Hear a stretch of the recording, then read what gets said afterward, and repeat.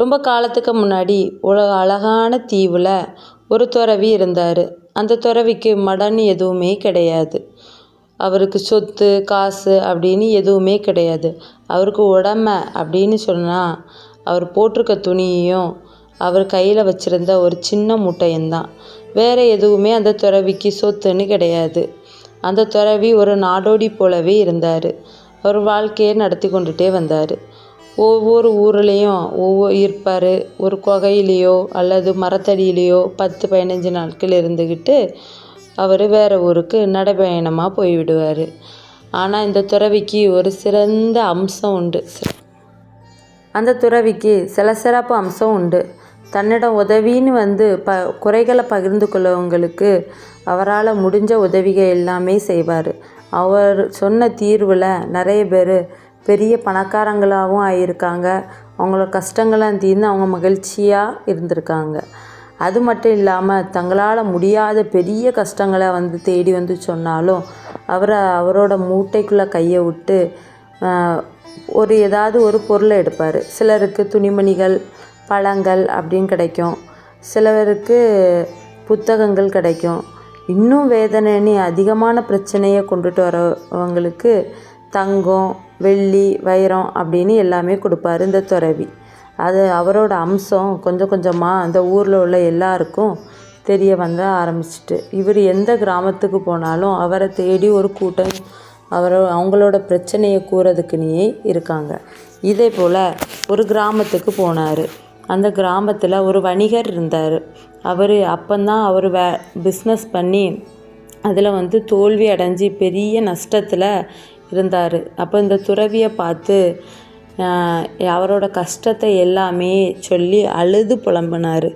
அப்போது அந்த துறவி யோசிச்சுக்கிட்டு அவர் மூட்டைக்குள்ளே கையை விட்டு ஒரு மரப்பெட்டி எடுத்து கொடுத்தாரு. அந்த மரப்பெட்டியை எடுத்து கையில் கொடுத்ததும் அவர் சொன்னார், இந்த பெட்டியை நீ இங்கே வச்சு திறக்கக்கூடாது. இதை நீ உன் வீட்டில் போய் திறக்கணும். ஆனால் இதில் இருக்க பொருள் உன் பிரச்சனையை தீர்ப்பதற்கு நல்ல ஒரு பொருளாக இருக்கும் அப்படின்னு சொல்லிட்டு அந்த பெட்டியை கொடுத்து விட்ருக்காரு. அவர் பிரச்சனையை தீர்க்கிறதுக்கு ஒரு பெட்டியெலாம் கிடச்சிருக்குன்னு அவர் ஒரு சந்தோஷமாக வாங்கிக்கிட்டு அந்த வணிகர் போகிறாரு. அவர் வீட்டுக்கு போய் பூஜை ரூமில் வச்சுக்கிட்டு அந்த மரப்பெட்டியை திறக்காரு. அந்த மரப்பெட்டிக்குள்ளே ஒரு 4 பொருள் இருக்குது. அது என்னென்ன பொருள்னால் ஒரு ஒற்றை ரூபாய் நாணயமும் ஒரு மணியும் ஒரு சிப்பியும் முத்தும் இருக்குது. அப்போது அந்த பிரச்சனையை தீர்க்கக்கூடிய விஷயம்லாம் இருக்குது அப்படின்னு சொன்னாங்க. இதில் அந்த 3க்குள்ளேயும் என்ன ரகசியம் இருக்கும்? அவங்க அதுக்கு முன்னாடி அந்த துறவி சொல்லியிருப்பார், அந்த பொருளுக்குள்ளே நீ அதை யோசித்து பார்த்தனா உன்னோட பிரச்சனையெல்லாம் நீங்கி நீ இன்னொரு தொழில் செய்து பெரிய வணிகராகலாம் அப்படின்னு சொல்லியிருப்பார். அப்போ இதில் என்ன ரகசியம் ஒளிஞ்சிருக்குன்னு இவர் நைட்டு ஃபுல்லும் யோசித்து இருக்கார். இதில் என்ன ஒளிஞ்சிருக்குன்னு அவருக்கு தெரியவே இல்லை. அப்போ காலத்தை எந்திரிச்சதும் அந்த துறவிக்கிட்ட போய் கேட்டுறணும் அப்படின்னு நினச்சிட்டு தூங்குறாரு. காலத்தையும் விடிஞ்சு முதல் வேலையாக அவர் அந்த மரப்பெட்டியை எடுத்துக்கிட்டு அந்த துறவிக்கிட்ட போகிறாரு. இதில் என்ன விஷயம் இருக்குது? இந்த 4 பொருளையும் என்ன ரகசியம் ஒளிஞ்சிருக்கு? நானும் யோசித்து தான் பார்க்குறேன். அது எனக்கு ஞாபகமே வரலை. இதில் என்ன விஷயம் ஒளிஞ்சிருக்குன்னு நீங்களே சொல்லுங்கள் அப்படின்னு கேட்குறாரு. அதை கேட்ட உடனே துறவி சிரிச்சிட்டு சொல்லுவார், என்கிட்ட எவ்வளவோ பேர் பிரச்சனைன்னு வந்திருக்காங்க. அவங்களுக்கு ஒரு சில பேருக்கு இந்த பெட்டியை கொடுத்த உடனே அவங்க வீட்டில் போய் ஆர்வமாக திறந்து பார்ப்பாங்க. பார்த்த உடனே இதில் என்னது இருக்குது, இந்த மணி இதெல்லாம் வச்சு நம்ம என்ன செய்ய போகிறோன்னு சொல்லிட்டு வரவே மாட்டாங்க திரும்பி. ஆனால் நீ மட்டும் வந்திருக்க, அதனால் இதில் இருக்க விஷயத்த சொல்லி உனக்கு தராமல் இருப்பேனா? நான் உனக்கு சொல்லி தாரேன் அப்படின்னு சொல்லிட்டு அவர் சொல்ல ஆரம்பிக்கிறாரு. அந்த மணி நேரத்தையும், இந்த ஒற்றை ரூபாய் பணத்தையும், இந்த சிப்பியும் முத்தையும் வார்த்தைகளையும் குறிக்கிறது. ஆனால் ஒருவனுக்கு தன்னுடைய நேரத்தை எவன் ஒருவன் தன்னுடைய நேரத்தை சரியாக கையாள்கிறானோ, எவன் ஒருவன் தன்னுடைய வாழ்க்கையை சரியாக கையாள்கிறானோ, எவன் ஒருவன் செல்வத்தை கணக்கிட்டு செலவழிக்கிறானோ அவனிடமே செல்வம் நீங்காமல் இருக்கும். ஒருவன் தன்னுடைய வார்த்தைகளை சரியான நேரத்தில் கொடுக்கும்போது அவனிடம் வெற்றி எப்போவுமே இருக்கும் அப்படின்னு சொல்லுகிறாரு. அப்போ நீங்கள் இதுவரை என்கிட்ட 4 ரகசியம்தான் சொன்னீங்க, ஆனால் இப்போது 3 ரகசியம்தான் சொல்லியிருக்கீங்க, இன்னும் ஒரு ரகசியம் எது அப்படின்னு கேட்குறான். அப்போ சொல்லுறாங்க, இந்த 3 ரகசியத்தையும் எவன் கையாண்டு சரியாக வழி நடக்கிறானோ அவனுக்கே வெற்றி கிடைக்கும். இதை கேட்குறது மட்டும் இல்லை, இந்த 3ஐயுமே கரெக்டாக செயல்படுத்தினா அவனுக்கு 4வது வெற்றியும் கிடைக்கும் அப்படின்னு சொல்லுறாரு அந்த துறவி. அதை கேட்டுட்டு அந்த வணிகரும் இதை போலே வழி நடக்கிறேன் அப்படின்னு சொல்லிட்டு போகிறாரு. சொர்க்கத்தில் ஒரு பெரிய தேவதையும் சின்ன தேவதையும் வாழ்ந்துக்கிட்டு வந்தாங்க. அந்த பெரிய தேவதையோ வயது முதிர்ந்த தேவதை, அனுபவமும் வாய்ந்த தேவதை. ஆனால் சின்ன தேவதைக்கு வயசும் கிடையாது, அனுபவமும் கிடையாது. இப்படி இருக்கும்போது சின்ன தேவதையை தன்னுடைய சிஷியனா அந்த பெரிய தேவதை ஏற்றுக்கிட்டுச்சு. அப்போ அதுக்கு நல்லது கெட்டது பாவ புண்ணிய கணக்கு எல்லாமே சொல்லி கொடுத்துட்டு வந்தாங்க. ஆனால் சின்ன தேவதைக்கு பெரிய தேவதை மேலே ஒரு மனக்குறை இருந்துகிட்டே இருந்துச்சு. ஆனால் அது வாய் விட்டு பேசவும் முடியாமல், அதை பெரிய தேவதைகிட்ட சொல்லவும் முடியாமல் அது மனசுக்குள்ளேயே வச்சு குமரிக்கிட்டே இருந்துச்சு. அப்போ அந்த சின்ன தேவதை ஒரு நாள் பெரிய தேவதையை பார்த்து, எனக்கு உங்கள் மேலே ஒரு மனக்குறை இருக்குது அப்படின்னு நேரிலேயே சொல்லிச்சு. அப்போது அந்த பெரிய தேவதை, என்ன மனக்குறை இருக்குது? இல்லை, நீங்கள் என்கிட்ட சொல்கிறது எல்லாமே நல்லதாக இருக்குது, ஆனால் நீங்கள் செய்கிறது எல்லாமே எதிர்மறையாக தான் செஞ்சுக்கிட்டு இருக்கீங்க, எனக்கு எதுவுமே புரியலை. அப்படின்னா உனக்கு என்னதை செஞ்சிட்டேன்? அப்போ நீ அதை கரெக்டாக சொல்லு, நான் எதுக்காண்டி செஞ்சேன்னு நான் உனக்கு சொல்லுவேன் அப்படின்னு சொல்லும்போது அந்த பெரிய தேவதை சின்ன தேவதை இல்லை, சின்ன அளவு கூட யோசிக்காமல், இந்த பூலோகத்தில் ஒரு 6 வருஷத்துக்கு முன்னாடி நீங்கள் அந்த பாவ புண்ணிய கணக்குகளை எனக்கு சொல்லித்தரதுக்கு பூலோகத்துக்கு என்னை கூட்டிகிட்டு போனீங்க. ஒரு பெரிய பண்ணையார் வீட்டுக்கு முன்னாடி நின்றுக்கிட்டு அந்த பெரிய தேவதை சொல்லிச்சான், நம்ம இந்த பெரிய பண்ணையார் வீட்டில் அவங்களோட ஏழை சொந்தக்காரங்களா அந்த வீட்டுக்குள்ளே போகும்போது அவங்க எப்படி நம்மளை நடத்துகிறாங்களோ அதை வச்சு அவங்க பாவ புண்ணிய கணக்கை எழுதலாம் அப்படின்னு சொல்லிக்கிட்டு அவங்க அந்த வெளியே நிற்கும்போதே அவங்க அதே போல் அவங்க ஏழை பணக்கார வீட்டு அவங்க அந்த ஏழை போலேயே மாறி அந்த வீட்டு கதவை போய் தட்டுறாங்க. அப்போ அந்த பண்ணையாரும் வெளியே இருந்தே இவங்கள பார்த்துக்கிட்டு இவங்களா வாராங்க அப்படின்னு நினச்சிக்கிட்டு இந்த கதவை திறந்துக்கிட்டு அவங்க எதுக்கு வந்தாங்கன்னு யோசிச்சுக்கிட்டு அவங்கள தங்குறதுக்காண்டி ஒரு உடஞ்ச ரூமு, அந்த ரூமில் அவங்கள இருக்க வைக்கிறாங்க. தங்க வச்சு உள்ளதுலேயே எந்த சாப்பாடு மோசமாக இருக்குமோ அந்த சாப்பாடை அவங்களுக்கு சாப்பிட கொடுக்குறாங்க. அவங்களும் அந்த உடஞ்ச வீட்டுக்கு அந்த ரூமுக்குள்ளே இருந்துக்கிட்டு அந்த சாப்பாடையும் வாங்கி சாப்பிட்டுக்கிட்டு இவன் எவ்வளவு பாவம் செய்கிறான், ஏழையாக இருந்ததுனால இவன் எப்படி கணக்கிட்டு சாப்பாடெலாம் தந்திருக்கான் அப்படின்னு இவனோட பாவ கணக்கு ஜாஸ்தி ஆகிறது அப்படின்னு பெரிய தேவதை சின்ன தேவதைக்கு சொல்லி கொடுத்துட்டு இருந்துச்சு. அப்போ அன்று இரவும் அங்கேயே தூங்குறாங்க. தூங்கும்போது நைட்டு ஒரு 2 மணி போல் ஒரு பெரிய சத்தம் கேட்கும்போது அப்போ சின்ன தேவதை தூங்கிட்டு இருந்த தேவதை முழிச்சு பார்க்குது. இது என்ன சத்தம் அப்படின்னு பெரிய தேவதையை தேடுது. அப்போ பெரிய தேவதை அந்த உடஞ்சிருந்த ரூமை அதோட சக்தியால் அதை ஒட்ட வச்சுட்டு இருக்குது. இது என்ன, இவனுக்கு பாவ கணக்கு கூடுகுன்னு சொல்லிக்கிட்டு அவங்க அந்த வீட்டை எதுக்கு இவங்க ஒட்ட வச்சுட்டு இருக்காங்க, இவனுக்கு நல்லது பண்ணிகிட்டு இருக்காங்களே அப்படின்னு அது சின்ன தேவதை அவங்கள்ட்ட சேர்ந்த புதுசெல்லாம், அதனால் எதுவுமே சொல்ல முடியாமல் மனசுக்குள்ளேயே நினச்சிக்கிட்டு ஒன்றுமே செய்யாமல் இருக்காங்க. அடுத்த நாள் ஆயாச்சு. அதே போல் அவங்க அந்த பணக்காரர் வீட்டிலேருந்து வெளியே வந்துட்டாங்க. அதே போல் மறுநாள் இந்த ஏழை அடுத்த நாள் ஆயாச்சு. அப்போது யார் புண்ணியம் செய்வாங்க அப்படின்னு சின்ன தேவதை கேட்கும்போது பெரிய தேவதை, உனக்கு அதுக்கும் ஒரு பாடம் கற்றுத்தாரேன், நீ வா அப்படின்னு சொல்லி கூட்டிகிட்டு போகிறாங்க. இவங்களும் அந்த ஏழையாக மாறி ஒரு ஏழை வீட்டுக்கு போகிறாங்க. அப்போ அந்த ஏழை வீட்டில் உள்ளவங்க அவங்கள வாங்கன்னு அன்பாக வரவேற்று அந்த வீட்டில் எந்த ரூமும் உடையாமல் இருக்கோ அந்த ரூமில் இந்த தேவதைகளை தங்க வைக்காங்க. தங்க வைக்கும்போது அவங்க இருக்கிறதுலையே நல்ல சாப்பாடு, அவங்க வந்து ஐய சாப்பாடு சாப்பிட்டாலும் வந்த விருந்தினருக்கு நல்ல சாப்பாடு கொடுத்து அவங்கள தூங்க வைக்கிறாங்க. அதே போல் சின்ன தேவதையும் அதை வாங்கி சாப்பிட்டுக்கிட்டு அப்போ பெரிய தேவதை சொல்லுது, இவங்களுக்கு புண்ணியம் கணக்கு, இவங்களோட பாவக்கணக்கு குறைஞ்சி புண்ணிய கணக்கு வந்து அதிகரிக்கி அப்படின்னு சொன்னாங்களாம். அப்போ ஆமாம் பெரிய தேவதை எல்லாமே கரெக்டாக தான் செய்கிறாங்க அப்படின்னு நினச்சிட்டு சின்ன தேவதை அன்னைக்கும் தூங்குச்சான். அப்போது நைட்டு 2 மணிக்கு இதே போல் அந்த பெரிய பண்ணையார் வீட்டில் கேட்ட சத்தமும் இந்த பாவப்பட்டவங்க வீட்டில் சத்தம் கேட்டுக்கிட்டே இருக்குது. அப்போ இது என்ன சத்தம் கேட்குதுன்னு இந்த சின்ன தேவதை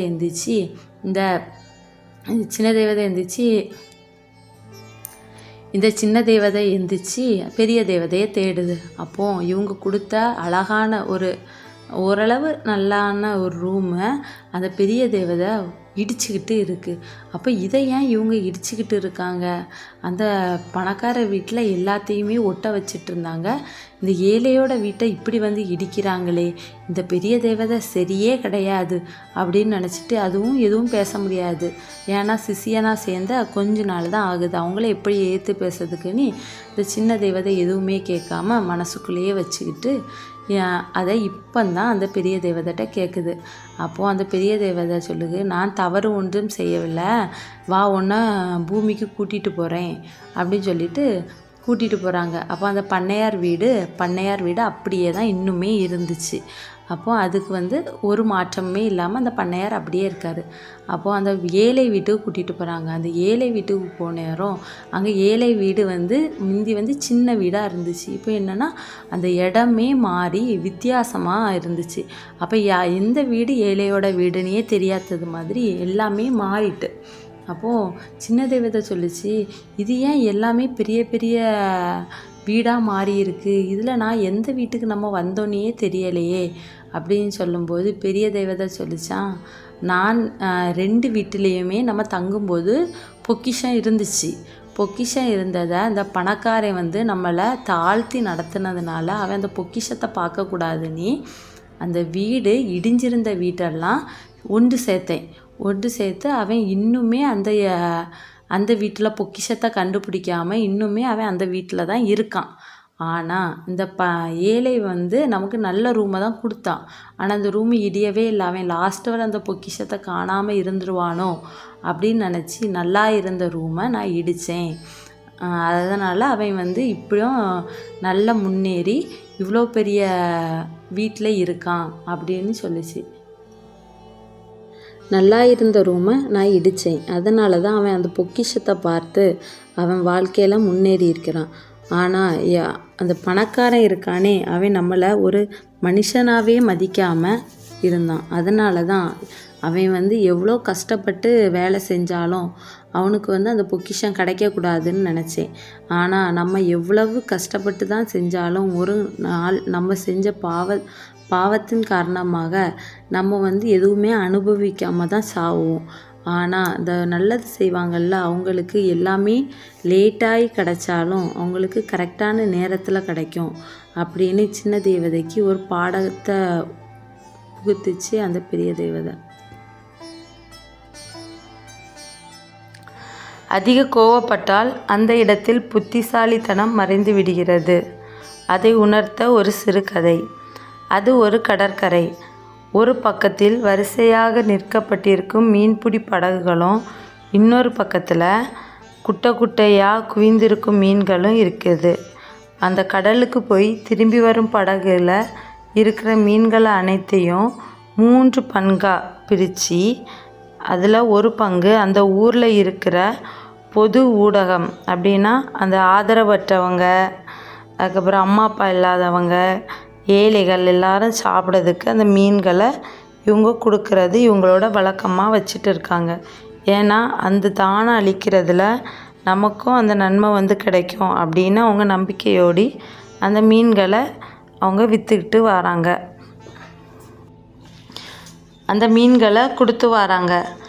அதே போல் ஒரு நாளும் கூட நிறைய மீன்களை சமையல் ஊடகத்திற்கு அனுப்பி வச்சுட்டாங்க. அந்த மீன்களை சுத்தம் செய்ய தலைமை சமையலாளர் அதை துணை சமையலாளர்கிட்ட சொல்லுவாங்க இதை சுத்தம் செய்யணும்னு. அப்போது சுத்தம் செய்யும்போது அதுக்குள்ளே வந்து ஒரு ஜாடி போல் ஒரு பொருள் கிடைக்கிது. அப்போ இது இருக்கட்டுமேனே அந்த துணை சமையலாளர் வச்சுக்கிட்டு அப்போது நாட்கள் போயிட்டே இருக்குது. அந்த ஜாடியை அவர் பத்திரமாவே வச்சுருக்காரு. ஏன்னா அந்த காலத்தில் ஜாடின்னு ஒரு பொருள் கிடையாது. அது வந்து அவங்க பயன்படுத்தினதே கிடையாது. அதனால் அந்த ஜாடியை அவர் பத்திரமாவே வச்சுருக்காரு. நாட்கள் போகும்போது அவருக்கு அந்த ஜாடிக்கு திறந்து பார்க்கணும் அப்படின்னு அவருக்கு அதிகமாக ஆர்வம் தூண்டிக்கிட்டே இருக்குது. அதே போல் ஒரு நாள் அவங்க வீட்டில் இருக்கும்போது அந்த ஜாடியை ஓப்பன் பண்ணுவார்.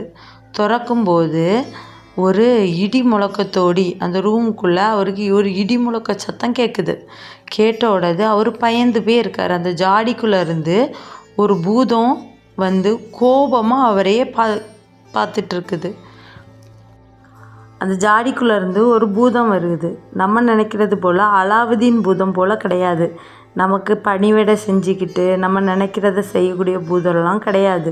இந்த பூதம் ரொம்ப கோபமாகவே இந்த சமையலாளரை கொன்னுடுவேன், உன் மரணம் என் கையால் தான் அப்படின்னு சொல்லக்கூடிய பூதமாகவே இருக்குது. அப்போ இந்த சமையலாளர் பயந்து அதுக்கு பூதத்துக்கு காலில் விழுகாரு.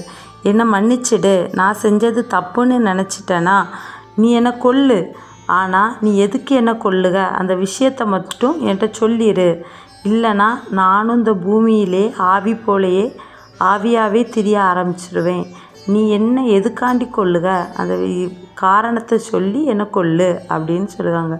அவ்வளோ நேரமும் அந்த பூதம் அவருக்கு மேலே ரொம்ப கோபத்தோடையே பார்த்துட்டு இருந்தது. அவர் சொன்னதை கேட்டு அது கொஞ்சம் அமைதியாக இருந்து அது எதனால் பூதம் ஆச்சு, அது எப்படி இந்த ஜாடிக்குள்ளே வந்துச்சுன்னு அந்த பூதத்தோட கதையை சொல்ல ஆரம்பிக்கிறார். அது ஒரு 1000 வருடத்திற்கு முன்பு அது ஒரு மாயாஜால உலகம். அப்படின்னா அது வந்து மந்திரமான உலகமாக இருந்துச்சு. அப்போது இந்த பூதத்து கூட 4 பேர் சேர்ந்து இவங்க தேவதூதர்களாக அவங்க வந்து அந்த உலகத்தில் இருந்திருக்காங்க. இவங்களுக்கு மேல்படியாக ஒரு தலைமை தூதரும் இருந்திருக்காரு. இந்த 4 தூதருக்கும் என்ன வேலைன்னா, இந்த மக்கள் வந்து ஏதாவது தவறு செய்தாலோ இல்லைனா அவங்களுக்கு ஏதாவது உதவி வேணும்னாலோ இவங்க வந்து அந்த உதவியை செஞ்சு அவங்க தவறு செஞ்சால் அந்த தண்டனை கொடுக்கறது தான் இவங்களோட வேலை. ஆனால் இதில் மொத்தம் 4 பேர் உண்டு. அதில் 3 பேரும் அவங்களோட பணியை கரெக்டாக செஞ்சிட்ருந்தாங்க. ஆனால் இந்த ஒரே ஒரு தூதர் மட்டும், அதில் 4வது தூதர், அவர் வந்து எதுக்கெடுத்தாலும் கோபப்படுவராகவே இருந்திருக்காரு.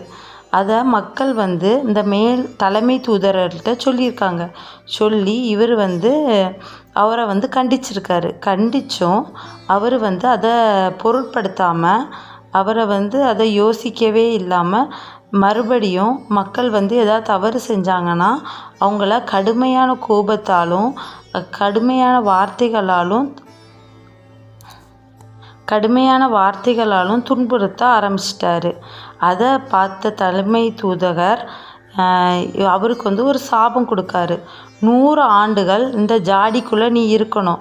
அந்த 100 ஆண்டுகள் முடியறதுக்கு முன்னாடி உன்னை யாராவது இதை வந்து திறந்துட்டாங்கன்னா நீ வந்து மறுபடியும் 100 ஆண்டுகள் இந்த ஜாடிக்குள்ளே தான் இருக்கணும் அப்படின்னு சொல்லி அவருக்கு ஒரு சாபத்தை கொடுத்து, இந்த பூமியிலே இல்லை, நீ வேறு உலகத்துக்கு போய் மக்கள் இருக்கிற இடத்துல போய் நீ வாழணும் அப்படின்னு சொல்லிட்டு அந்த ஜாடியை வந்து இந்த பூமிக்கு அனுப்பி விட்ருக்காங்க. அப்போது ஒவ்வொரு வாட்டியும் கடலில் மீன் பிடிக்கிறவங்க அந்த மீன் அந்த ஜாடி கிடைக்கும்போது இதே போல் ஒவ்வொருத்தரும் திறக்கும்போது இந்த பூதம் வெளியே வருகிறது. ஒவ்வொரு வாட்டியும் திறக்கும்போது இந்த பூதம் வெளியே வந்து அது ஃபுல்லும் கோபத்தோடு இருந்து அந்த திறக்கக்கூடியவங்களை அது கோபத்தாலே எரிக்க ஆரம்பிச்சிடுது. ஆனால் அது ஒவ்வொரு வாட்டியும் இப்படியே எரிக்க ஆரம்பித்து அதனால் உன்னையும் நான் இப்போ கொன்னுருவேன் அப்படின்னு சொல்ல ஆரம்பிச்சிட்டு, அப்போது அந்த சமையல்காரர் சொல்லுகாரு, அட முட்டாள் பூதமே, நீ இவ்வளோ நாள் 100 ஆண்டுகள் நீ இந்த பூமியில் இருந்து உன் கஷ்டமான இந்த ஜாடிக்குள்ளேயே இருந்திருக்கியே, நீ உன்னை திறந்தவங்கள்ட்ட நீ ஒரு உதவி கேட்டிருக்கலாமே. நீங்கள் என்ன 100 ஆண்டுகள் பத்திரப்படுத்தி வச்சுருந்தீங்கன்னா நான் வெளியே வரும்போது நீங்கள் நினச்சதை உங்களுக்கு தருவேன் அப்படின்னு நீ சொல்லியிருந்தனா உன்னை ஒவ்வொரு வம்சமும் உன்னை பத்திரமா பார்த்துக்கிடுவாங்களே. நீ ஏன் அதை சொல்லலைன்னு சொல்லுது. அப்போ அதுக்கு பிறகு தான் அந்த பூதம் வந்து யோசிக்க ஆரம்பிக்குது. ஆமாம், நான் தவறு செஞ்சிட்டேன். ஆனால் இந்த மனிதர்கள்ட்ட நான் உதவி கேட்டிருக்கலாம். ஆனால் என் கோபம் நான் மாறாமலே கோபத்தோடையே இருந்து ஒவ்வொருத்தங்களையும் கொன்னுட்டு நிறைய வருஷமாகவே இந்த ஜாடிக்குள்ளேயே அடைஞ்சிருந்திருக்கேன். என்னோட மாயாஜால உலகத்துக்கு போக முடியாமல் நான் இங்கேயே கஷ்டப்பட்டுக்கிட்டே இருக்கேன் அப்படின்னு சொல்லும்போது, அதே போல் அப்போ இந்த இந்த சமையல்காரன்ட்டையே இந்த பூதம் வந்து உதவி கேட்குது. அப்போ நீ என்ன பத்திரப்படுத்து, உன் வம்சாவளியை நான் வெளியே வரும்போது சந்தோஷமாக வச்சுருப்பேன், அவங்க நினச்சதை நான் கொடுப்பேன் அப்படின்னு சொல்லும்போது, அதே போல் அந்த பூதத்தை வம்சாவளியாக அவங்க வந்து அந்த ஜாடியை வந்து பத்திரப்படுத்தி பத்திரமா வச்சுருக்காங்க. அதே போல் அந்த பூதத்துக்கு 100 ஆண்டுகள் முடிஞ்சு வெளியே வரும்போது அந்த அந்த வருஷம் இருக்கக்கூடிய அவர் குடும்பத்தை சேர்ந்த எல்லாருக்கும் அவங்க நினச்சதை கொடுத்துக்கிட்டு அவங்க அதே போல் அந்த பூதமும் மாயாஜால உலகத்துக்கு போயிட்டு. ஆனால் அந்த பூதம் கோவப்படாமல் இருந்திருந்துன்னா அந்த 100 ஆண்டுகளும் அது சீக்கிரமே முடிஞ்சு அது அந்த பூதம் மாயாஜால உலகத்துக்கு அது சந்தோஷமாக போயிருக்கும். ஆனால் அதுக்கு முன் கோபத்தினால அது அதிக வருஷமாகவே இந்த உலகத்திலேயே இருந்திருக்கு. இதுதான் இந்த கதையில். மீன் தலை குழம்பு கடை. தமிழகத்தில் உள்ள தென் மாவட்டத்தில் ஒரு குட்டி கிராமத்தில் ஒரு 18 வயது வாலிபன் இருந்தான். அவன் ஒரு டீ கடையில் வேலை பார்த்துட்டு இருந்தான். அவன் சின்ன வயசுலேயே அவங்க அம்மா அப்பா இறந்துட்டாங்க. ஆனால் 2 அக்காவும் உண்டு. அந்த அக்காவுமே ஒரு சின்ன சின்ன கடையில் வேலை பார்த்து அவங்களோட வாழ்க்கையை நடத்தி கொண்டுட்டே வந்தாங்க. ஆனால் அவன் ரொம்ப வறுமையிலையும் அவனுக்கு அடிப்படை வசதி கூட கிடைக்காம அவன் வாழ்ந்துக்கிட்டே வந்தான். ஆனால் அவனுக்கு ஒரு சின்ன ஆசை இருந்துச்சு. எப்படியாவது ஒரு சொந்த கடை ஆரம்பிக்கணும் அப்படின்னு நினச்சிக்கிட்டே இருந்தான். ஆனால் அந்த அவன் கனவு அவனுக்கு ஜாஸ்தியாக அவன் கனவை எப்படியாவது அவனுக்கு நிறைவேற்றணும்னு ரொம்ப ஆசை. ஆனால் அதை அவன் கனவாகவே விடக்கூடாது, எப்படியாவது அதை நான் நிறைவேற்றணும்னு நினச்சி அவன் அதுக்காண்டி அவன் கொஞ்சம் கொஞ்சம் தொகையை ஒதுக்கி வச்சுக்கிட்டே இருந்தான். நாட்களும் ஓடிக்கொண்டே இருந்தது. அவங்க 3 பேரும் சேர்த்து வச்ச கொஞ்சம் கொஞ்சம் பைசா வச்சு அந்த வாடகை வீட்டிலேயே ஒரு ஹோட்டல் ஆரம்பிக்கலாம் அப்படின்னு நினச்சான். ஆனால் அவனுக்கு நினச்சது மாதிரி ஹோட்டலாக அமைக்க முடியலை. அதனால் அவன் டீ, காஃபி, தோசை அப்படி போட்டு ஒரு கடையாக ஆரம்பித்து ஓட்டிக்கிட்டே இருந்தான். ஆனால் அவன் நினச்ச கடையோ மீன் குழம்பு கடை வைக்கணும்னு ரொம்ப நாள் ஆசை. ஆனால் அதுக்கேற்ற வருமானம் வராமல் ஆயிற்று. அதுக்கு பிறகு அவன் வச்சுருந்த ஹோட்டலுமே ரொம்ப வறுமையாக, அவன்கிட்ட எதுவுமே வித்தியாசமான சாப்பாடு எதுவுமே இல்லை. அதனால் மக்களும் அவனை ரொம்ப அதிகமாக விரும்பதை விட்டுட்டாங்க. அதனால் அந்த ஹோட்டல் வந்து ரொம்ப கீழ்நிலைக்கு தள்ளப்பட்டுட்டு. அதனால் அவன் என்ன செய்கிறதுன்னு தெரியாமல் அவங்க குடும்பத்தில் எல்லாருமே வருத்தப்பட ஆரம்பிச்சிட்டாங்க. அவனுக்குமே நான் எடுத்த முடிவு எல்லாமே தவறோ அப்படின்னு யோசிக்க நிலைமைக்கு அவனும் தள்ளப்பட்டுட்டான். அப்போ என்ன செய்கிறதுக்குன்னு யோசிச்சுக்கிட்டு அவன்கிட்ட போதிய வருமானமும் இல்லை. அப்போது அவன் வந்து சொந்தக்காரர் ஒருத்தங்கள்ட்ட பைசா கேட்டு வச்சுருந்தான். அப்போ அவங்களும் வா நான் பைசா தாரேன்னு சொல்லி வச்சுருந்தாங்க. அதே போல் இவனும் சொந்தக்காரர் வீட்டுக்கு மத்தியான நேரம் போயிட்டான். அப்போ எல்லாரும் சாப்பிட்டுக்கிட்டு இருந்தாங்க. அப்போது இவனையும் நீ இருந்து சாப்பிடுன்னு சொல்லும்போது அவனும் இருந்து சாப்பிட இருந்தான். எல்லாரும் அவங்க இலையில மீன் கறி வச்சு சாப்பிட்டுட்டு இருந்தாங்க. எல்லாருக்கும் இலையிலையும் துண்டு வச்சு சாப்பிட்டுட்டு இருந்தாங்க. அப்போது இவனுக்கு இலையில மட்டும் மீனோட தலையை வச்சுட்டாங்க. ஆனால் எல்லாருமே மீனோட துண்டை தானே சாப்பிட ஆசைப்படுவாங்க. இவனுக்கு தலையை வச்சோடது இவனுக்கு என்ன சொல்லணுன்னே தெரியலை. அப்போது அவங்க இருந்தவங்க அலையா விருந்தாளியாக தானே வந்தான், இவன் தலையவே சாப்பிடட்டுன்னு இவனை தாழ்த்து பேசி இதை கொடுக்க ஆரம்பிச்சிட்டாங்க. இல்லைப்பா, இதில் தலையில் தான் ருசியும் ஜாஸ்தி, சத்தும் ஜாஸ்தி, நீ சின்ன பையன் தானே, இந்த மீனை நீ தலையை நல்லா சாப்பிடு, இதில் தான்ப்பா சத்து ஜாஸ்தின்னு சொல்லிட்டாங்க. ஆனால் இவனுக்கு புரியுது அவங்க இவனை தாழ்த்தி பேசுகிறதுக்காண்டி தான் இதெல்லாம் செய்கிறாங்கன்னு. இருந்தும் அவன் பொருட்படுத்தாமல் அந்த பைசாவை வாங்கிக்கிட்டு அவன் வீட்டுக்கு வாரான். வீட்டுக்கு வந்த உடனே என்ன பண்ணலான்னு யோசிக்கிறான். அப்போ அவனுக்கு மீன் குழம்பு கடை வைக்கணும். ஆனால் அவங்க குடும்பத்தில் ஒருத்தவங்க இவனை தாழ்த்து பேசினதுனால இதை வச்சே நம்ம எப்படியாவது முன்னுக்கு வரணும் அப்படின்னு ஒரு பிடிவாதமாக ஒரு லட்சியத்தை எடுக்கான். எடுத்த உடனே காலத்தை ஆயாச்சு. காலத்தை ஆனோடது அந்த பைசாவை எடுத்துக்கிட்டு மீன் கடைக்கு போகிறான். மீன் கடைக்கு போகும்போது அந்த பைசாவை எல்லாத்துட்டையும் மீன்காரங்கள்ட்டெல்லாம் மீன் விற்கக்கூடிய இடத்துல கேட்கான். அவங்க சொல்லுவாங்க, நீ மீன்லாம் வாங்கலாம், ஆனால் கடை அளவுக்கு மீன் இருக்காது அப்படின்னு சொல்லும்போது லாஸ்ட்டு ஒரு பெண்மணி மட்டும் இருந்தாங்க. அவங்கள்ட்ட போய் மீன் கேட்கும்போது அந்த பெண்மணி கேலியாக சொல்லுவாங்க, நீ இந்த மீன்லாம் வாங்க முடியாது, மீனோட தலையும் வாழும் இருக்கும், வேணால் எடுத்துக்கிடலாம்.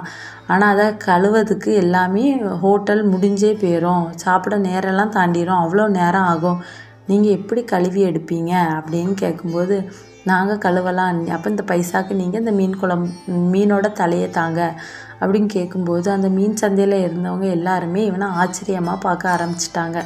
ஏன்னா அந்த ஊரில் மீன் கடை, மீன் குழம்புக்குன்னு ஒரு ஹோட்டல் எதுவுமே கிடையாது. அதனால் இவன் எப்படியும் ஓடணும்னு அவனுக்கு ஒரு நம்பிக்கையோடு அவங்க குடும்பத்தில் எல்லாருமே கஷ்டப்பட்டாவது அந்த மீனை கழுவ ஆரம்பிச்சிட்டாங்க. அந்த பெண்மணி சொன்னது போல் மீனோட தலையை கழுவது மிகவும் கடுமையாகவே இருந்துச்சு.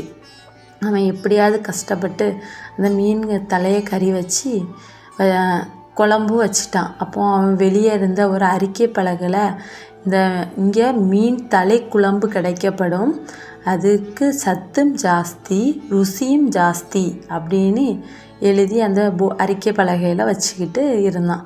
அப்போ எல்லாரும் இது என்னது, இவன் வித்தியாசமாக போட்டிருக்கானேன்னு ஒவ்வொருத்தங்களும் சாப்பிட ஆரம்பிச்சிட்டாங்க. அது ரொம்ப ருசியாக இருந்துறதுனால அவனோட பிஸ்னஸும் நல்லா போக ஆரம்பிச்சிட்டு. அப்போது அந்த கிராமத்தில் இருக்க எல்லாருக்கும் இங்கே ஏதோ வித்தியாசமாக கிடைக்கிது அப்படின்னு எல்லாரும் சந்தோஷமாக அந்த கடையில் போய் சாப்பிட ஆரம்பிச்சிட்டாங்க. அப்போ இவனுக்கு அவன் இருந்ததை விடையும் அவனுக்கு ஜாஸ்தியாக பணம் கிடைக்க ஆரம்பிச்சிட்டு. இவனோட கடை 4 கடை ஒரு கிராமத்திலேயே அமைச்சு 4 அடுத்து அவன் தள்ளி உள்ள ஊரில் எல்லாத்துலேயும் இவன் கடை வைக்க ஆரம்பிச்சிட்டான்.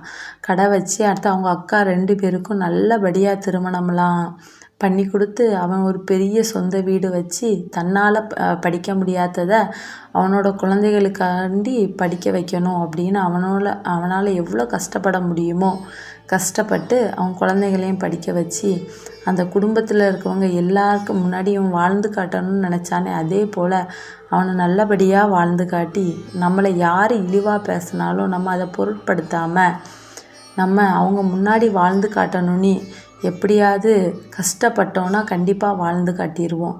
அதை தான் அவனும் லட்சியமாக கொண்டு வாழ்ந்து காட்டினான். அவன் அந்த கிராமத்திலேயே பெரிய மனிதனாக வாழ்ந்து கொண்டே இருக்கிறான். அந்த அரசர் உடனே அந்த மூதாட்டியின் காலில் விழுந்து அந்த படை வீரரிடம், இந்த உலகத்திலேயே மிகப்பெரிய உதவி காலம் அறிந்து செய்யும் உதவி, அதை நீங்களும் மறந்து என்னையும் மறக்க வச்சிட்டீங்க. இந்த மூதாட்டிக்கு காலில் விழுந்து அவர் மன்னிப்பு கேட்குறாரு. மன்னிப்பு கேட்டு அந்த மூதாட்டிக்கு அவரால் என்ன உதவியெல்லாம் செய்ய முடியுமோ செய்து அவர் மன்னிப்பு கேட்டு அந்த மூதாட்டிக்கு சத்திரத்தை சுற்றி பார்த்து அவரால் முடிந்த உதவிகள் அனைத்தையும் செஞ்சார். இதே போல் தான் ஒருத்தங்க நம்ம எவ்வளோ கஷ்டத்தில் இருந்து அவங்களுக்கு நம்ம உதவி பண்ணால் அதை நம்ம மறக்கவே கூடாது. அவங்க நம்ம கஷ்டமாக பட்டாலும் கொஞ்சம் உதவி செய்தாலுமே அதை மறக்காமல் அவங்கள எப்போவுமே ஞாபகத்தில் வச்சுருக்கணும். அதை உணர்த்ததுக்கு தான் இந்த கதை. அவங்க ஒருவேளை சாப்பாடும் ஒரு நாள் தூக்கமும் அவங்களுக்கு கிடைக்கிறது. அவங்க அந்த ரெஸ்ட் எடுத்துக்கிட்டு கிளம்பும்போது அந்த மூதாட்டி ஒன்று அந்த படை வீரர்கிட்ட கேட்குறாங்க, அந்த சத்திர வேலை முடிஞ்ச பிறகு எனக்கு ஒரு அழைப்புதல் தாங்க, அந்த சத்திரத்தை நான் பார்க்கணுன்னு ஆசைப்படுகாங்க. ஆனால் சரின்னு சொல்லிக்கிட்டு அவங்கள்ட்ட விடைபெறுகாங்க அந்த படை வீரர். அப்போ எல்லாரும் ஊருக்கு சேர்ந்த உடனே அந்த கல்வெட்டெல்லாம் பதிச்சு வச்ச பிறகு பாதி பேருக்கு ஊருக்கு சேர்ந்த உடனே அந்த மூதாட்டி செய்த நன்மையெல்லாம் மறந்து போயிருக்கு, உதவி எல்லாமே மறந்துருக்கு. அதுக்கப்புறம் இன்னும் 15 பேர் போல் ஞாபகம் இருக்குது. அவங்க படை வீரர்கிட்ட சொல்லும்போது அவருக்கு இருந்த வேலையில் அவரு அதையும் மறந்துட்டார். அதனால் அந்த மூதாட்டி செய்த உதவியை எல்லாருமே மறக்கிறாங்க. அதை கேட்டதும் சைரோன் அரசர் உடனே அந்த மூதாட்டிக்கு காலில் விழுந்து என்ன மன்னிச்சுக்கிடுங்க, இவங்க செய்த அலட்சியமான விஷயத்தில் நீங்கள் செய்த உதவி எங்களுக்கு தெரியாமல் ஆயிட்டு, ஆனால் என்ன நீங்கள் மன்னிச்சுக்கிடுங்க. இந்த பெரிய கல்லை கடினமான பாதையிலிருந்து தூக்கிட்டு வரும்போது அவங்க கொண்டுட்டு வந்த குதிரைகள் எல்லாரும் அவங்களோட நிலையை இழக்கிறாங்க. பசி கொடுமையால் இருக்காங்க. அவங்க கொண்டுட்டு போன சாப்பாடு எல்லாமே தீருது. ஒரு பெரிய புயல் அடித்ததில் அவங்க ஒரு நாளில் கொண்டுட்டு வரக்கூடிய கல் 2, 3 நாட்கள் 4 நாட்களாக மாற ஆரம்பிச்சிட்டு, அதனால் இவங்க கொண்டுட்டு போன உணவுகள் எல்லாமே தீர்ந்துட்டு, இன்னும் 2 நாள் தானே இருக்குது, நம்ம எப்படியாவது இந்த குதிரைகளை கொண்டு ஊரில் சேர்த்துருவோம், சேர்த்த பின்பு நம்ம உணவு சாப்பிட்டுக்கிடலாம், இந்த குதிரைகளுக்கு சாப்பாடு கொடுத்துடலாம் அப்படின்னு நினச்சி அந்த படை வீரர்கள் அந்த கல்லை எடுத்துகிட்டு வர முயற்கும்போது சுத்தமாக அந்த குதிரைகளால் முடியவே இல்லை. அப்போது அந்த இடத்துல அந்த மூதாட்டியை பார்க்குறாங்க.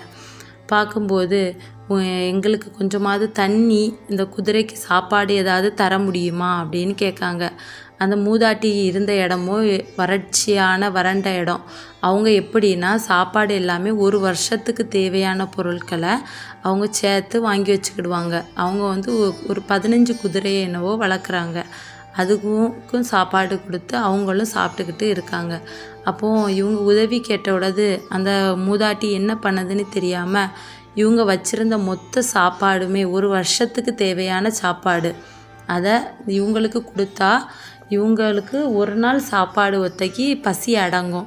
அதுக்கு பிறகு அந்த மூதாட்டி என்ன செய்யறதுக்குன்னு கூட யோசிக்காமலே அப்போ அவங்க குதிரை இருக்கக்கூடிய இடத்துக்கு கூட்டிகிட்டு எல்லாத்தையும் வராங்க. வந்து அவங்கள்ட்ட இருக்க அனைத்து உணவுகளையும் அந்த குதிரைக்கும் ஒரு நாள் சாப்பாடு கொடுத்து, அங்கே இருந்த பணியாளர்கள், அங்கே இருந்த படை வீரர் அனைவருக்கும் சாப்பாடு கொடுத்து, அவங்களுக்கு ஒரு நாள் தூக்கமும் ஒரு நாள் சாப்பாடும் கொடுத்து அவங்கள அதுக்கு பிறகு அந்த கல்லை எடுத்துகிட்டு வர விடுறாங்க. அரசரை பார்க்குற வாய்ப்பும் கிடைக்கிது. அவங்க அதே போல் அரசபைக்கு உள்ளே போகும்போது அனைவரும் இருக்காங்க. படைத்தலைவர் எல்லாருமே இருக்காங்க. இருக்கும்போது அரசர் வந்து அரசபையில் அமர்ந்திருக்கும்போது அந்த ஊதாட்டியை பார்த்ததும் அந்த படைத்தலைவர் வந்து அரசருக்கு காலில் உடனே விழுகாரு. அரசே என்ன மன்னிச்சுக்கிடுங்க, இந்த ஊதாட்டி எனக்கு ஒரு உதவி பண்ணாங்க, அவங்களுக்கு இந்த வேலை முடிஞ்சதும் அழைப்பிதழ் கொடுத்து இந்த சத்திரத்தை பார்க்க வாங்க அப்படின்னு நான் சொன்னேன். அழைப்பிதழ் ஆனால் கொடுக்க மறந்துட்டேன். என்னை மன்னிச்சுக்கிடுங்க, என்னை அறியாமலே இந்த தப்பை நான் உன்னை செய்துட்டேன் அப்படின்னு சொல்லுவார். அதுக்கு பிறகு தான் இந்த மூதாட்டிகிட்ட கேட்குறாங்க, அவங்க அப்படி என்ன உதவி நீங்கள் பண்ணீங்க அப்படின்னு. அப்போ இந்த கல்லை தூக்கிட்டு வரும்போது அவங்கள நீ கண்டுபிடிச்சி அவங்க தேர்வையை பூர்த்தி செய்தனா இதில் இந்த கல்வெட்டில் அவங்க பேர் மாறி உன் பேர் வந்துடும் அப்படின்னு சொல்லி அந்த அசரீதி வந்து மறைகிறது. அதுக்கப்புறவு அவருக்கு என்ன பண்ணணும்னு தெரில. அப்போ அந்த ஊரில் இந்த கல்வெட்டில் இருந்த பேர் சஃபேரா. இந்த சஃபேரானி பேரில் யாராவது இந்த ஊரில் இருக்காங்களான்னு தேட ஆரம்பிக்கிறாரு. இந்த ஊர்லேயும் யாருமே இல்லை. அதுக்கப்புறம் வெளிநாடுகளிலையும் வெளியூர்களிலையும் அவங்க தேட ஆரம்பிக்கிறாங்க. சில நாட்களும் கழிஞ்சாச்சு. சஃபேரா அந்த பேரில் யாருமே அவருக்கு தெரியவே இல்லை. அதுக்கு பிறகு சில நாள் கழித்து ஒரு மூதாட்டி அந்த அரண்மனைக்கு வராங்க. அந்த அரண்மனையை வந்து ராஜாவை பார்க்கணுன்னு கேட்குறாங்க. அந்த வேலையாட்கள் நீங்கள் உங்கள் பேர் என்னன்னு கேட்கும்போது சஃபேரா அப்படின்னு சொல்லுவாங்க. அப்போ உடனே அரசபைக்கு அவங்க அரசரை பார்க்கக்கூடிய அவருக்கு என்ன பண்ணணும்னு கூட தெரியலை. அவர் உடனே கட்டட தலைமை நிர்வாகியை கூப்பிட்டு வருமாறு ஆணையிடுகார். உடனே கட்டட தலைமை நிர்வாகியும் வராரு. ஐயோ, நான் பேர் எதுவும் மாற்றி எழுதலை, நான் சைரோன் இந்த பேரை தான் எழுதினேன், நான் இந்த பேர் எழுதவே இல்லைன்னு அவர் சொல்லுகார். ஏன்னா அது சைரோனுக்கே புரியுது. ஏன்னா அந்த மொத்த பேரையும் எழுதி அந்த திரைச்சீலையை மூடது வர சைரோன் கூடையே தான் இருந்திருக்காரு. அதனால் அவர் என்ன பண்ணுறதுன்னு தெரியாதம அவருக்கு விருப்பமான கடவுளை கூப்பிட்டு, நான் எவ்வளோ கஷ்டப்பட்டு இந்த கட்டிடத்தை கட்டினேன், அது ஏன் என் பேர் வரல அப்படின்னு அவர் அழ ஆரம்பிக்கிறாரு. அப்போது எங்கேயோ இருந்து ஒரு எதிரொலி போல் ஒரு சத்தம் கேட்குது.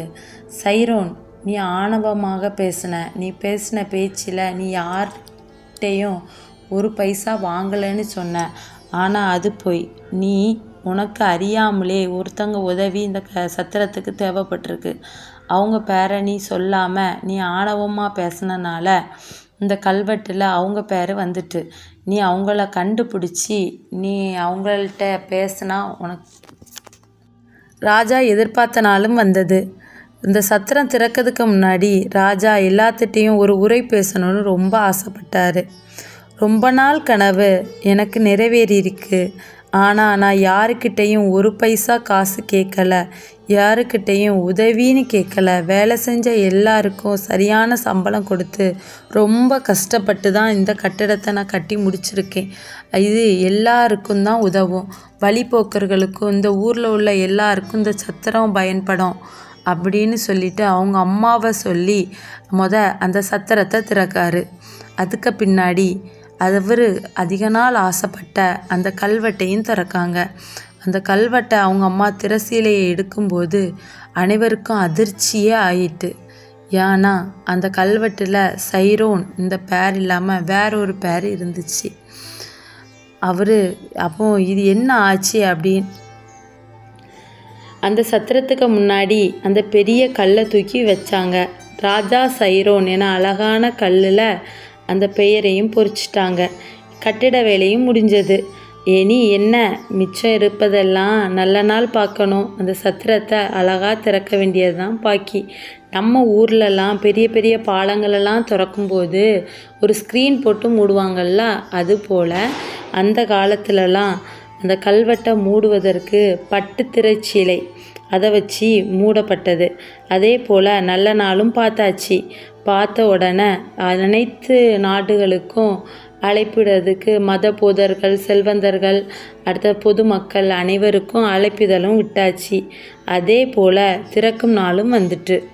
திறக்கும்போது விசாரித்து பார்த்ததில் கொஞ்சம் தூரத்தில் ஒரு நாட்டில் ஒரு பெரிய கல் இருக்குது, அதிக எடையா இருக்குது அப்படின்னு தெரிய வருது. அப்படியே ராஜா கிட்ட கேட்டுக்கிட்டு படை வீரர்களே ரொம்ப பல்கான பெரிய படை வீரர்களை அனைவரையும் கூட்டிகிட்டு அதுக்கான வண்டிகளையும் ரெடி பண்ணி அனைவரையும் கூட்டிக்கிட்டு சாப்பாடு பொருட்கள் எல்லாத்தையும் எடுத்துக்கிட்டு அவங்க அந்த கல்லை கிளம்புறாங்க. அந்த கல்லை எடுக்கும்போது பல நாட்கள் கழித்து அவங்க ரொம்ப சோர்வாக ஊரை சேர்றாங்க. அந்த சத்திரத்துக்கு வேலையும் முடிஞ்சது. அந்த கல்லில் அந்த ராஜாவோட கல்லை அப்படியே ஓரளவு கட்டி முடித்த பின்னாடி அவங்களுக்கு ஒரு வித்தியாசமான கல் தேவைப்படுகிறது. அது எதுக்குன்னா அந்த சத்திரத்துக்கு முன்னாடி ராஜாவின் பெயரை பொறிப்பதற்கு. அந்த கல் பெருசாக இருக்கணும், அது பளன்னு இருக்கணும், பல வருஷத்துக்கும் வர அந்த கல்லில் இருக்க பேரை அழியவே கூடாது. அப்படி ஒரு கல் தேவைப்படுகிறது. அப்போது அவங்க தேடிட்டு இருக்கும்போது அவங்க விசாரிக்கும்போது அவங்க ஊரில் இருந்து கொஞ்சம் தள்ளி ஒரு நாட்டில் இந்த கல் இருக்குது அப்படின்னு அதே மாதிரி அந்த ராஜாவுக்கு பெரிய சத்திரம் கட்டணும். அந்த சத்திரத்துக்கு முன்னாடி ஒரு பெரிய கல் நட்டு அவருக்கு பெயரை பொறிக்கணும்னு ஒரே ஆசையாக இருந்துச்சு. அதனால் அந்த வேலையை சீக்கிரம் இறங்கணும். அந்த ஊர்லேயே பெரிய பெரிய கட்டட கலைஞரை வர வச்சு அவருக்கு தன்னோட தேவைகளை சொல்ல ஆரம்பித்தார். அந்த கட்டட கலைஞர்களும் அவங்களால முடிஞ்ச வர சிறப்பாக திட்டமிட்டு அந்த சிறப்பான திட்டத்தின்படி அந்த சத்திரத்தை கட்ட ஆரம்பித்தாங்க. அந்த ராஜா தான் சிறப்பாக இருக்கணும்னு சொல்லியிருக்காங்களே, அதனால் ஒவ்வொரு நாட்டில் இருக்கிற சிறப்பான விஷயங்கள் அனைத்தையும் வச்சு அந்த கட்டடத்தை கட்ட ஆரம்பிச்சிட்டாங்க. ராஜாவின் கல்வெட்டு. ரொம்ப காலத்துக்கு முன்னாடி கிரேக்கத்தில் ஒரு ராஜா இருந்தார். அவர் பெயர் தான் சைரோன். அந்த சைரோன் ரொம்ப நல்ல ராஜா, மக்களுக்கு நிறைய நல்லது செய்யணும்னு நினைக்கிறவர். ஆனால் அந்த ராஜாவுக்கு ஒரு வித்தியாசமான ஆசை இருந்துச்சு. நம்ம காலத்துக்கு பின்னாடி நம்ம பெயரை சொல்கிறது போல் ஒரு காரியம் செய்யணும்னு நினச்சாரு. ஆனால் அந்த காலத்துலலாம் ராஜாமார் அவங்க பேரை சொல்கிறது போல் பெரிய பெரிய கோயில்களும் பெரிய கட்டடங்களும் கட்டுவாங்க. அதே போல் இவரும் ஏதாவது செய்யணும். ஆனால் இவருக்கு ஒரு சத்திரம் கட்டணும்னு ரொம்ப நாள் ஆசை.